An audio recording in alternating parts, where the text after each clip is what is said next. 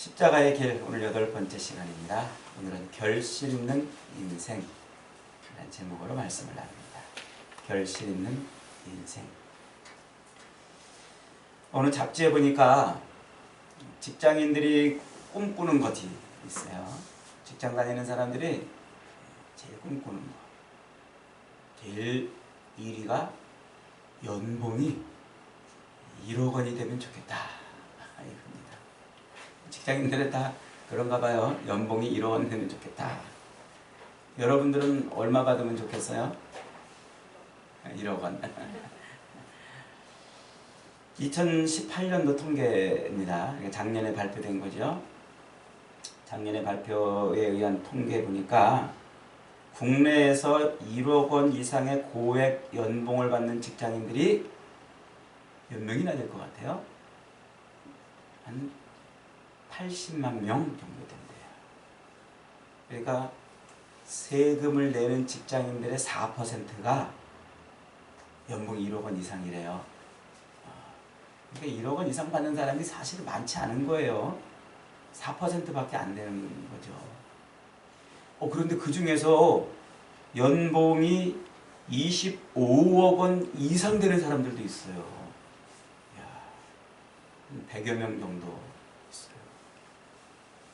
연봉이 25억 원이면 한 달에 얼마씩 받는 거예요, 도대체? 계산도 안 되네, 계산도. 근데 그 억대 연봉을 받은 사람들이 억대 연봉까지 받기까지 걸린 평균 기간이 대략 한 14년에서 15년 정도 걸렸대요. 직장생활 시작해서부터 한 15년쯤 돼서부터 이제 억대 연봉을 받기 시작했다는 거죠. 그런데 그렇게 억대 연봉을 받을 수 있었던 이유랄까? 뭐 같은 요소가 첫 번째가 업무 능력이에요. 역시 업무 능력이 좋아야 되나가 봐요. 약 한 85% 정도 대답을 했어요. 그리고 두 번째가 성실성. 성실한 사람이 역시 업무 능력도 좋고 그런 것 같아요. 그 다음에 이제 또 그 외에 여러 가지 요소들이 있는데 학벌 한 12% 정도, 연줄 한 10% 정도. 그러니까 억대 연봉을 받는 사람들 뭐 학벌 때문에 받았고 뭐 연줄 때문에 받았고 이런 거 별로 없다는 얘기예요. 100명 중에 뭐 15%, 12% 정도밖에 안 된다는 거죠. 그런데 그렇게 많은 연봉을 받는 사람들에게서 아주 분명한 공통점이 몇 가지가 있었어요. 잘 들어보시고 여러분도 억대 연봉에 도전해보세요. 첫째로 구체적인 목표의식이 있었대요. 자기가 하는 일에 있어서 그 일을 왜 하는지에 대한 목표가 분명했다는 거예요. 돈을 쫓아서 한 게 아니라 자기 일에 목표의식이 있었다는 거죠. 그 다음에 두 번째로 신용, 정직했다는 거예요. 우리 생각에는 억대 연봉을 받는 사람들은 좀 사기도 치고 좀 뭔가 슬금슬금 불법도 저질러서 그런 거 아닌가 이렇게 생각했는데 아니라는 거예요. 그 사람이 신용이 없으면요 절대로 억대 연봉까지 갈 수가 없다는 거예요. 아주 신용이 중요했다는 거죠. 그 다음에 이제 세 번째가 변화를 두려워하지 않는 태도. 변화를 두려워하지 않는 태도. 그러니까 뭔가를 자꾸 도전해봤다는 거죠. 그리고 네 번째가 집중력이라는 거예요. 한번 탁 자기 목표를 정하고 뭔가를 해보려고 하면 거기에 집중했다는 거죠. 올인했다는 겁니다. 그리고 이제 그 집중력과 더불어서 끈기. 중간에 금방 하다가 아예 안 되네. 하다가 아예 안 되네. 포기하지 않았다는 거죠. 그 다음에 또 마지막 6번째가 긍정적이었대요. 항상 이 마인드, 항상 긍정적. 이 멘탈리티가 항상 긍정적이었다는 거예요. 이게 뭐냐니까 남이 무슨 얘기를 딱 하면 에이 그거 아니야 이렇게 한 번도 안 했다는 거예요. 남이 무슨 얘기를 딱 하면 그게 정보야. 그래? 그러면 이걸 내가 어떻게 조합을 해볼까? 어떻게 적용을 해볼까? 이렇게 생각을 했다는 거예요. 남이 무슨 얘기하면은 내가 내 생각하고 틀릴 때 그거 아니야 뭐 이렇게 표현하지 않고, 또 어떤 사건이나 정보들, 뉴스들을 볼 때 부정적으로 본 게 아니라 저걸 어떻게 하면 나한테 도움이 되게 할까? 어떻게 하면 내 일에 잘 유익하게 할까? 이렇게 항상 뭐 했다는 거예요? 긍정했다는 거예요. 긍정. 이해가 되시죠? 남이 무슨 얘기를 하면 우리 그렇잖아요. 항상 우리 죄가 그득한 우리 인간의 습성은요, 남이 뭔 얘기하면 항상 방어 기제가 먼저 작동을 해요. 그래서 나랑 의견이 다르거나 뭔가 내 관점과 다르면은 그거 아니야 이렇게 한다는 거예요. 그런데 이 억대 연봉을 받는 사람들의 공통점 중에 하나가 그 방어 기제가 없다는 거예요. 방어 기제가. 남이 무슨 얘기를 하면 그걸 자기의 것에 자기의 무슨 정보로 이렇게 활용하려고 하는 생각들을 가졌다는 거죠. 그게 굉장히 중요한 것 중에 하나라는 거죠. 우리가 이제 항상 보면은 그런 것 같아요. 저도 이렇게 이 몇 가지 요소들을 쭉 보면서 나에게 과연 제일로 억대 연봉을 받지 못하는 제일 큰 요인이 뭘까? 이렇게 봤더니 거기에 있는 것 같아요. 남을 보는 안경이 아주 두툼한 안경이 딱 있어 내 눈에. 그래서 선입관을 늘 갖고 있는 거죠. 선입관을 갖고 있고. 그러니까 어떤 일들을 할 때 혹은 내 삶을 살아갈 때 그 일, 어떤 삶에 대한 선입관과 방어 기제를 작동시키면서 하기 때문에 내 인생의 그 많은 가능성을 좁혀가지고 좁은 길로 간다는 거죠. 이러면 실패라는 거예요. 그러니까 선입관을 벗어버리고, 그 다음에 방어 기제를 허물어버리고, 그리고 항상 긍정적으로 뭔가를 생각해보는 이런 태도, 이것이 굉장히 중요하다는 거죠. 그런데 제가 그 이야기를 가만히 들으면서 야, 이게 우리 신앙생활에도 이런 게 있겠구나 생각을 해봤어요. 신앙생활. 그러다 오늘 이 말씀을 묵상하는데 바로 이게 오늘 그 말씀에 아주 적절한 말씀이라고 생각이 됐어요. 여러분, 우리 신앙생활도 그렇잖아요.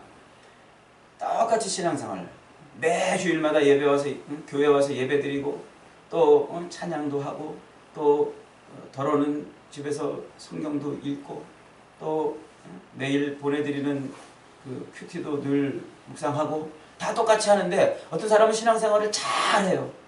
정말 매일매일 신나고 즐겁고 매일매일 하나님께서 주시는 그 은혜와 은총을 인해서 자기 삶에 기쁨이 충만한 삶을 살아가는 신앙인이 있는가 하면 어떤 사람은 염려하고 걱정하고 불안해하고 초조하고 늘 세상의 짐을 한 보따리 짊어지고 그 짐 때문에 허덕이며 살고 있어요.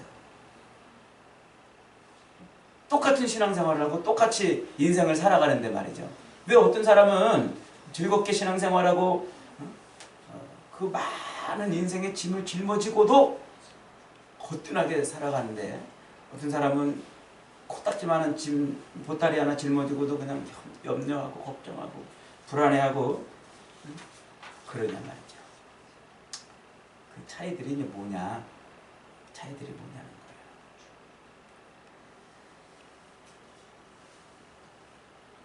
거예요. 이 엘빈 토플러와 함께 미래학의 양대 산맥으로 부르는 존 나이스비트라는 사람이 있어요. 존 나이스비트라는 사람은 마인드셋, 어떤 사고방식이나 마음가짐이라는 뜻이죠. 마인드셋. 자기 마음, 그 마음을 어떻게 만들어 놓느냐, 여기에 따라서 사람의 삶의 태도들이 바뀌고 양태가 바뀐다, 이렇게 말했어요. 그게 무슨 얘기냐면은 주어진 환경과 그리고 각종 매일 쏟아지는 그 정보들, 그런 것들을 내가 어떻게 마인드셋 하느냐, 그걸 어떻게 받아들이고 어떻게 대하느냐에 따라서 내가 아주 기쁘게 살 수도 있고 아주 그냥 하늘이 무너질 것처럼 한숨을 쉬면서 살 수도 있고 이렇다는 거예요. 여러분은 지금 어떻게 살고 있습니까? 억대 연봉을 받지 못하는 이유들을 찾았습니까? 즐겁고 신나고 살아계신 주님으로 말미암아 평강과 기쁨이 넘치는 신앙생활을 하고 있습니까? 아니면 그렇지 못하고 있습니까? 그래서 이 존 나이스비트는 이 마인드셋이란 자기 환경과 수없이 쏟아지는 그런 데이터, 그 정보들을 내가 어떻게 받아들여서 내 마음의 밭을 갈아놓을까 하는 것을 늘 생각하는 사람이라. 마음의 밭을 갈아놓는. 그래서 어떤 씨가 떨어지든지 뭐 한다? 결실을 맺을 수 있는 그런 밭이 되게 하는 것이다 하는 거죠. 그래서 결국 그런 사람이 인생의 열매도 풍성하게 맺는 사람이 된다, 이렇게 말하고 있어요. 지금 제가 앞에서 뭐 장황한 이야기를 많이 이렇게 했는데 오늘 본문 이야기를 이 이야기랑 비춰가지고 여러분에게 지금 설교를 하고 싶은 거예요. 오늘 예수님은 우리 인생을 뭐에다 비유했냐면 밭에다 비유했어요. 밭에다. 그래서 본문에 나오는 등장하는 밭은 4종류의 밭입니다.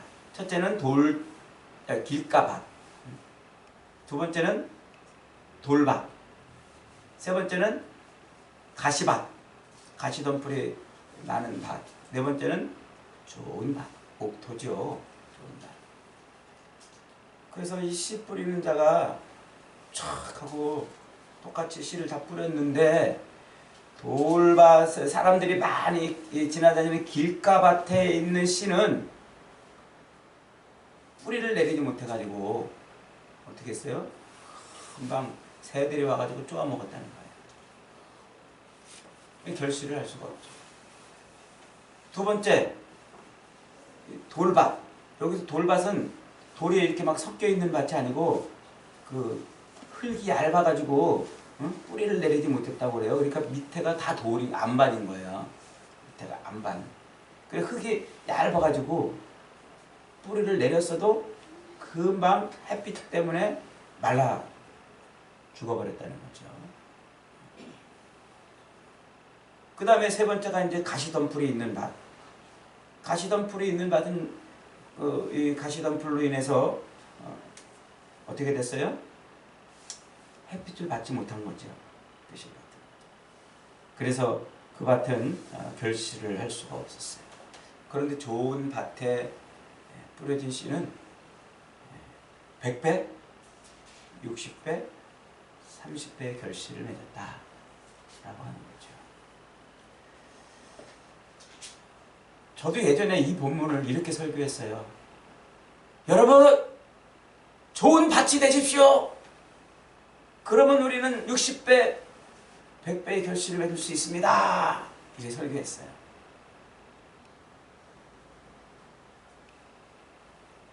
여러분도 그렇게 설교 많이 들었을 거예요. 제가 이 설교를 여러분에게 했나 안 했나 하고 이렇게 가만히 옛날 자료들을 쭉 들여다보니까 다행히 여러분들에게는 이 설교를 한 번도 안 했어요. 옛날에 부목사 시절에 좋은 밭이 되십시오 이렇게 설교했다는 거예요. 그런데 가만히 생각해 보세요, 여러분. 돌밭이 좋은 밭이 될 수 있나요? 가시덤불밭이 좋은 밭이 될 수 있나요? 길가밭이 좋은 밭이 될 수 있나요? 될 수 있어요. 누구로 말미암아? 농부로 말미암아 되는 거예요. 그게 밭이 스스로 노력해서 되는 것이 아니고 농부가 관리하는 밭이어야 좋은 밭이 되는 거예요. 그러니까 밭 스스로가 여러분 좋은 밭이 돼야 100배, 30배, 60배 결실을 맺습니다. 여러분 좋은 밭이 되십시오. 라고 말하는 설교는 잘못된 설교예요. 우리는 스스로 좋은 밭이 될 수가 없어요. 길가밭이 어떻게 스스로 옥토가 됩니까? 가시덤불밭이 어떻게 옥토가 됩니까? 스스로는 안 돼요. 누가 관리하는 밭이어야 돼요? 농부가 관리하는 밭이어야 돼요. 씨 뿌리는 농부가 관리하는 밭이어야 돼요. 우리 37절 말씀을 한번 읽어보겠어요. 그래서 제가 이 본문, 이 비유의 말씀을 일부러 이렇게 본문을 길게 잡은 것이 중간에 끊어서는 안 되더라고요, 이게. 37절 다 같이 시작. 대답하여 이르시되 좋은 씨를 뿌리는 이는, 씨 뿌리는 이가 누구예요? 씨 뿌리는 이가 예수님이에요, 지금. 다음에 38절 시작. 밭은 세상이요 좋은 씨는 천국의 아들들이요 가라지는 악한 자의 아들들이라. 자, 여기 한번 보세요. 씨를 뿌리는 분이 지금 예수님이에요. 예수님. 그러면 밭은 세상이라고 그랬잖아요. 세상에다가 예수님이 씨를 뿌리는 거예요. 천국의 씨, 복음의 씨를 뿌리는 거죠. 그렇게 뿌리고서 보니까 어떤 밭은 길가밭이야. 어떤 밭은 돌밭이고, 어떤 밭은 가시덤불밭이고, 어떤 밭은 잘 결실하는 밭. 그러면 어떤 밭은 돌밭이고, 어떤 밭은 길가밭이고, 어떤 밭은 가시덤불밭인데 왜 어떤 밭은 좋은 밭이 됐는가? 그 어떤 밭은, 좋은 밭은 어떤 밭인가? 좋은 밭, 30배, 60배, 100배의 결실을 맺은 그 좋은 밭은 도대체 어떤 밭이냐 하는 거죠. 38절부터 다시 한번 읽겠습니다. 시작. 밭은 세상이요 좋은 씨는 천국의 아들들이요 가라지는 악한 자의 아들들이요 가라지를 뿌린 원수는 마귀요 추수 때는 세상 끝이요 추수꾼은 천사들이니 그런즉 가라지를 거두어 불에 사르는 것 같이 세상 끝에도 그러하리라. 인자가 그 천사들을 보내리니 그들이 그 나라에서 모든 넘어지게 하는 것과 또 불법을 행하는 자들을 거두어내어 풀무불에 던져 넣으리라. 그랬어요. 이게 무슨 얘기입니까? 농부가 밭에 씨를 뿌렸는데 누구도 뿌려요? 이 악한 자도 밭에 뿌리는 거예요. 그래서 같이 자라요, 같이. 자, 보세요. 그 앞에 한번 보세요. 27절입니다. 24절부터 다시 한번 읽겠습니다. 24절부터 시작. 예수께서 그들 앞에 또 비유를 들어 이르시되 천국은 좋은 씨를 제 밭에 뿌린 사람과 같으니. 밭에 좋은 씨를 뿌리는 사람이 누구예요? 그분이 지금 인자죠? 예수님이에요. 그 다음에 25절 시작. 사람들이 잘 때에 그 원수가 와서 곡식 가운데 가라지를 덧뿌리고 갔더니 싹이 나고 결실할 때에 가라지도 보이거늘 집 주인의 종들이 와서 말하되 주여 밭에 좋은 씨를 뿌리지 아니하였나이까? 그런데 가라지가 어디서 생겼나이까? 28절 시작. 주인이 이르되 원수가 이렇게 하였구나. 종들이 말하되 그러면 우리가 가서 이것들을 뽑기를 원하시나이까? 주인이 이르되 가만두라. 가라지를 뽑다가 곡식까지 뽑을까? 지금 좋은 밭은 어떤 밭이냐면 예수님이 관리하는 밭이었어요. 농부가 관리하는 밭.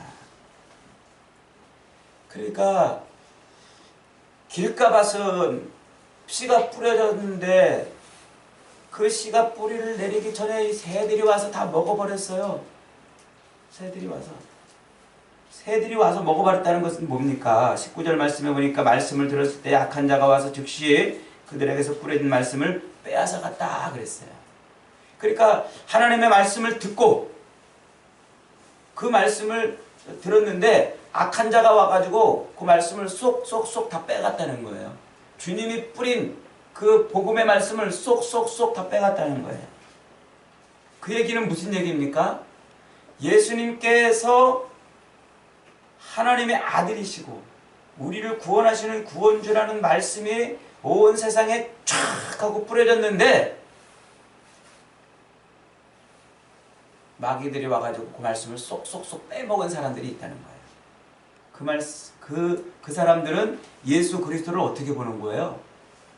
예수님을 어떻게 봐요? 그저 세상에 일반 성현들하고 똑같은 거예요.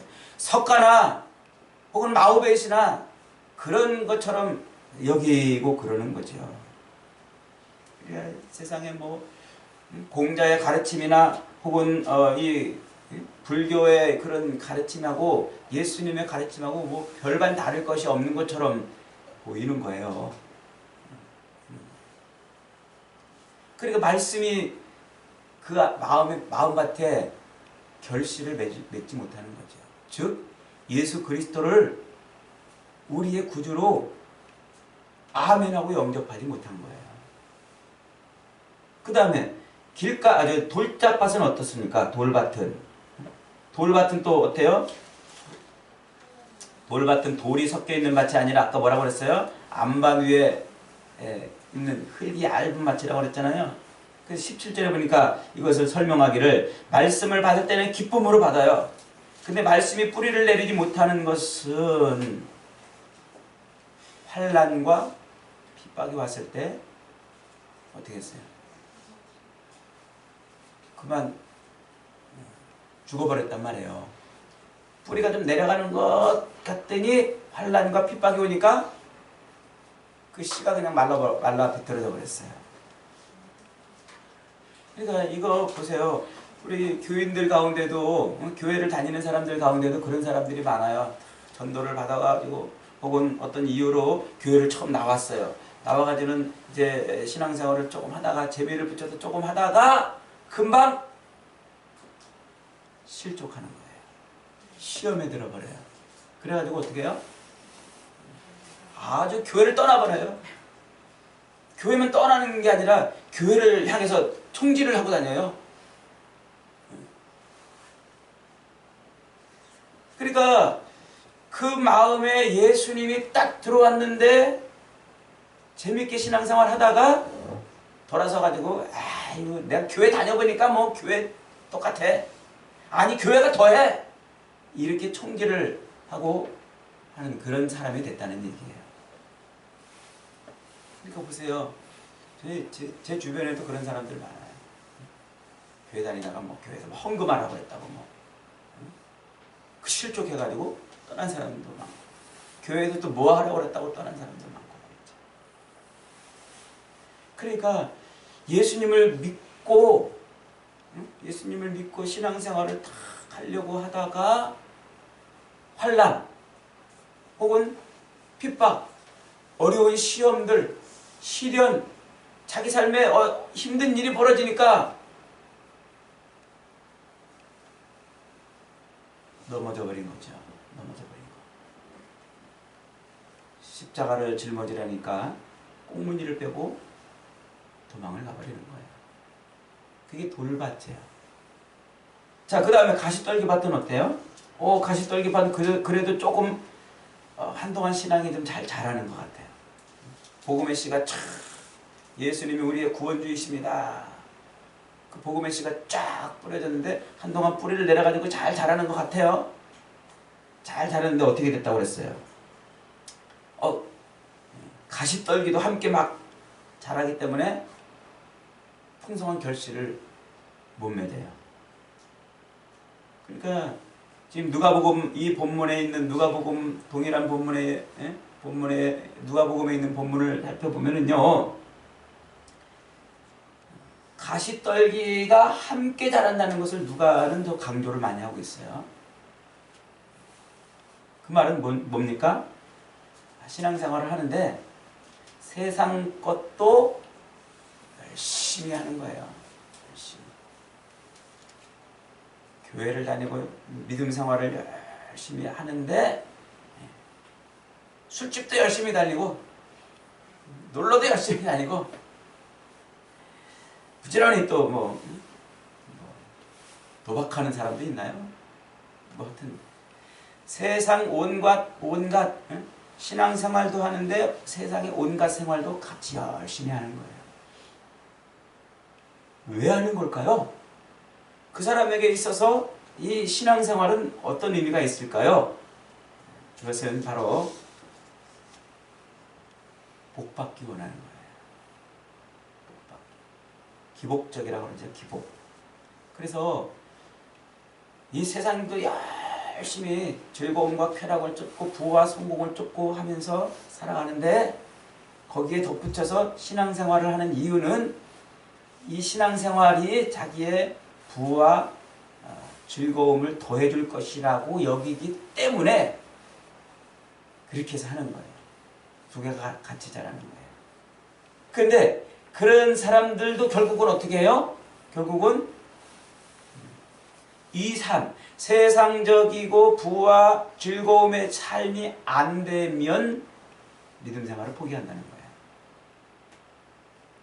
거예요. 예수 믿으면 복 받을 줄 알았는데, 예수 믿으면 가정이 평안해지고, 예수 믿으면 승승장구, 예수 믿으면 부와 명예도 줄 줄 알았는데 예수 믿는다고 해도 내 삶이 그렇게 변하지 않아.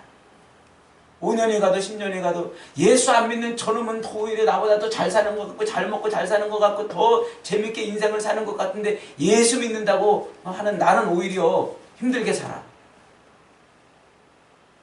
그래서 예수 믿는 것을 어떻게 한다고요? 포기하는 거예요. 그게 가시덤불 밭인 거예요. 여러분, 세상 삶도 열심히 부와 명예와 성공을 열심히 이루면서 신앙생활도 잘하는 법은 없어요. 그런 법은 없어요. 아쉽지만 제가 설교를 잘 못하는 것 같아요. 그런 법 있습니다. 여러분 열심히 신앙생활 하시고 믿음 생활 하시고 세상생활도 열심히 하세요. 이렇게 설교해야 막 여러분이 아멘 이러고서 열심히 할 것 같은데 저는 꼭 반대로 설교하잖아요. 그렇죠? 그래도 할 수 없어요. 성경이 없다 그러니까 없는 거예요. 없기 때문에 그런 우리 인생의 길에 그런 것이 없기 때문에 그런 재주도 없기 때문에 믿음으로 살아라는 거예요. 그렇기 때문에 믿음으로. 자, 그런데 좋은 밭은 뭐라고 그랬어요? 응? 농부가 관리하는 밭이란 말이에요. 농부가 관리하는 밭이기 때문에 30배, 60배, 100배의 결실을 맺는 거예요. 내버려둔 밭이 아니에요. 내버려둔 밭이 아니에요. 농부가 관리하는 밭이에요. 자기가 씨를 뿌렸으니까 그 씨가 30배, 60배, 100배의 결실을 맺도록 부지런히 돌을 걷어내주고 부지런히 김을 내주고 부지런히 물을 내주고 햇빛이 잘 들도록 관리를 해주는 거예요. 그럴 때 그 밭은 풍성한 결실을 맺는 거예요. 밭이 스스로 좋은 밭이 될 수 없다는 것이죠. 밭을 관리하는 농부가 필요하다는 거예요. 우리 인생의 밭을 갈아줄, 우리 인생의 밭에서 늘 돌을 걷어내주고 염려와 근심과 걱정을 걷어내주고 시험과 환난의 그런 불안과 공포를 제거해주고 늘 수분과 양분이 풍성하도록 우리 밭을 관리해주는, 우리 인생의 밭을 관리해주는 농부가 필요해요. 그분이 누구세요? 그분이 씨를 뿌리시는 분, 우리 예수님이란 말이에요. 그렇게 이 좋은 땅, 농부가 관리하는 땅에서 풍성한 결실을 맺기에 우리 밭에 우리 밭을 누가 관리하도록? 예수님이 관리하도록 내어드려야 돼요. 예수님이. 우리가 버려진 밭이 되느냐 아니면 예수님이 관리하는 밭이 되느냐에 따라서 천차만별의 그런 결실을 거두는 거예요. 버려져 가지고 사람들에게 늘 밟히고 또 버려져서 돌이 그득하고 가시덤불이 함께 자라는 그런 밭으로 내버려지는 것이 아니라 주님이 우리 안에 오셔서 우리 마음의 밭을 갈아엎어 늘 기경해 주시는 그런 인생의 밭이 되는 거예요. 그래서 여러분, 예수 그리스도를 모셔드리세요. 여러분 인생의 밭을 경작하실 예수님을 모셔드리세요. 우리가 아무리 애를 쓰고 아무리 몸부림을 쳐도 우리 스스로는 이 밭을 경작해낼 수가 없어요. 우리는 우리 힘으로 좋은 밭이 될 수 있는 사람들이 아니에요. 누가 우리를 관리해주고 누가 우리를 갈아엎어주고 경작해야 된다고요? 예수님. 그래서 예수님이 우리의 인생의 밭을 갈아 경작해 주시기를 원하고 예수님을 내 인생의 농부로 받아들인다면 마귀가 와서 말씀을 빼앗으려고 할 때 믿음의 방패로 그것을 막아주시는 거예요. 내가 무슨 재주가 있어가지고 마귀를 이기고 무슨 재주가 있어서 마귀를 물리칠 수 있습니까? 주님이 주시는 믿음이 아니고서는 그 마귀를 이길 방법이 없고 수단이 없어요. 주님이 내 인생에 오셔서 내 인생의 밭에 경작자가 되어주셔야 돼요. 관리자가 되어주시고 그분. 그래서 예수님이 내 마음에 들어오셔서 내 밭을 갈아 엎어주시고 기경해 주시면 내 마음이 굳어지려고 할 때마다 부드러운 흙이 돼가지고 무슨 씨가 뿌려지든지 거기서 30배, 60배, 100배의 결실을 맺는 거예요. 우리 마음이 얼마나 완악합니까? 내버려두면 우리 마음은 너무 완악해지고 시간이 갈수록 나이를 먹을수록 세월이 흐를수록 우리 마음은 견고해지고 딱딱해져요. 굳어져서 늘 비관적이에요. 비판적이고 우리 안에 있는 방어 기제가 늘 작동을 해가지고 남이 무슨 얘기하면은 항상 꼰대짓을 한단 말이에요.